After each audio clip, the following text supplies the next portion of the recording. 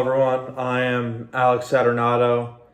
Today I'll be making pancakes using vegetable oil instead of butter as a substitute for fat. So we're going to start by mixing our dry ingredients. First, I'll start with 2 cups of flour. And what our flour does is provide a starch plus proteins, including glutenin and ghalatin. And later, when they meet our wet mixture, they'll form gluten, which gives our pancakes a better structure. Next, we want to add 2 tablespoons of sugar here.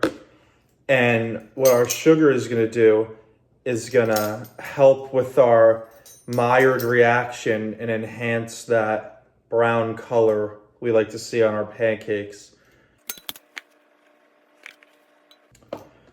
Okay, now that that's done, we're gonna add 2 tablespoons of our baking powder here.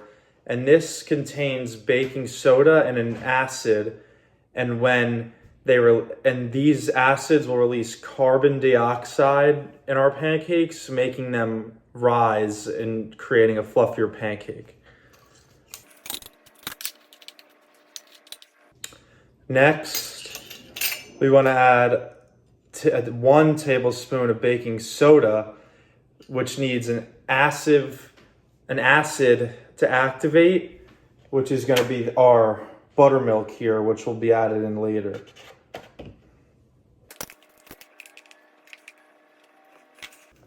And finally, for our dry ingredients, we're going to add a tablespoon of salt. Now, we're going to add our wet ingredients to the bowl. So we're going to start off with 2 cups of buttermilk.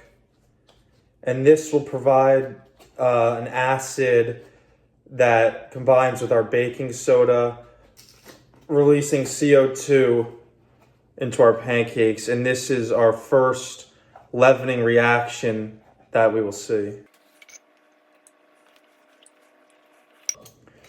Now, we're going to add our eggs. And our eggs here add protein that will later denature proteins when heated, helping the pancake get its structure. And here we have our vegetable oil that is acting as our fat in our recipe. And we're substituting this for butter to see how it will affect the pancakes and how differently they'll come out. Now we are mixing our dry and wet ingredients to form gluten in our pancakes, but it's important that we don't mix too much because we don't want our gluten networks to become too strong, which will cause our batter to be more like a bread rather than a pancake.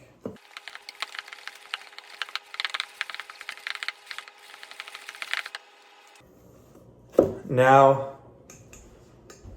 as you can see here, we mixed our batter thoroughly, but not too much. We still have some bubbling. And now we're gonna throw it on the stove and see how much the vegetable oil really changed the outcome of our pancake. Now, once we throw some of our pancake batter onto our pan, there's a couple of things that start happening in the pancakes. The first thing is that CO2 is released from the baking powder when it touches heat. So this will make our pancakes rise.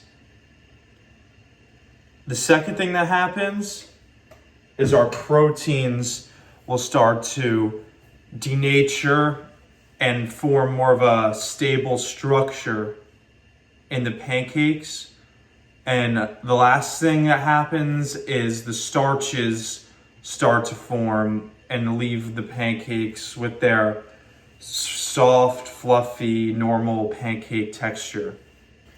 And now, once we see this bubbling and all the pancakes steaming like this, we know they're ready to flip. And once we flip them, we'll see how the Maillard reaction took place.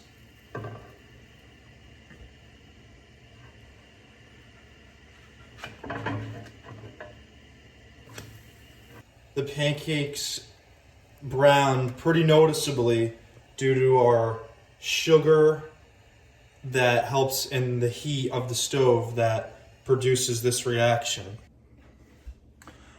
And now that our pancakes are done, you can see just how much the heat and the sugar really did in our recipe to turn these things to a nice golden brown. Everyone, now that our pancakes are officially done, it's time to measure our fluffiness and see if these things with the vegetable oil compare to our pancakes made with butter. And as we see here, these pancakes came out to 0.7 inches in height, meaning that they are a little less fluffy than our ones with butter. Thank you.